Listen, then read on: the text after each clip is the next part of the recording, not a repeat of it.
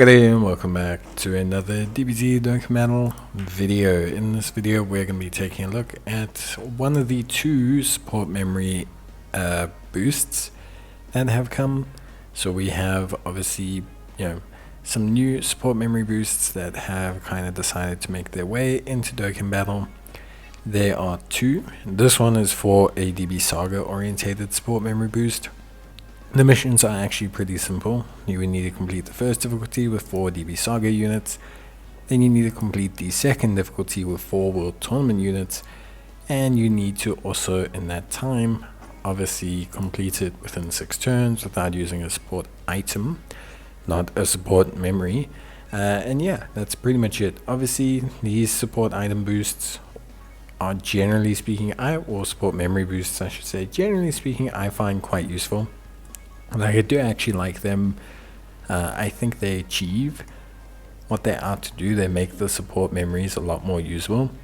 I do think that is the case. Like, I think a lot of them do need these revamps. Like, I just don't think that they are like events where things work if you don't have these revamps. So like for me it's definitely something to consider. With that being said, I think you do have obviously a limitation. You can only use free-to-play units. A lot of people say, it doesn't tell me what units to use. It does. In the event information, you can only use units that have been earned from events or purchased with currency dropped from events. So a lot of the cases that limits you to battlefield units, it limits you to obviously free-to-play units. So if you haven't been collecting free-to-play units, you're probably not going to have a good time here. That's just how it is. Now, we have a decent roster of units. It's actually a little bit trickier than I thought, getting the DB Saga and getting the Extreme Z, or getting the DB Saga and getting the World Tournaments. Weirdly enough, the crossover of the units doesn't feature a lot of World Tournament units. So here I just had to kind of settle. But we managed to finish everything in one team. It's always nice when you can do everything in one team, I find.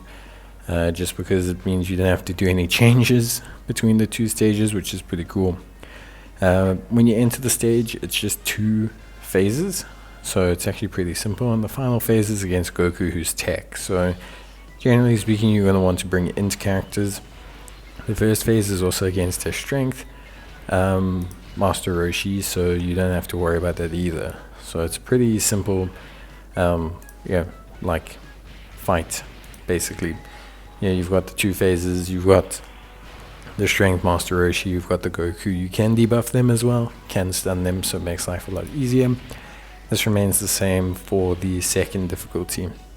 So yeah, all in all, honestly, it's actually pretty straightforward. I think for me, all things considered, like just looking at everything, I will say the support memory looks decent. Obviously, it's quite a big, I think it's quite a big boost. For the beginning of fights, like it is a very solid boost. It's noticeable, it's very like impressive.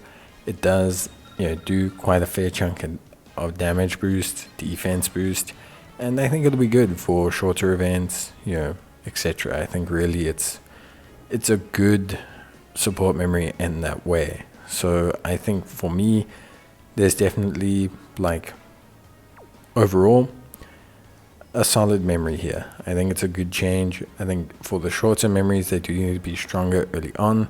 It helps you a lot more to have an incredibly strong early support memory than it does to just have a flat solid boost that lasts you a couple days. I just think that's probably one of the major things that I would say. As you can see, we keep everything pretty much the same, and we just need to change the support memory, and we do that with relative ease.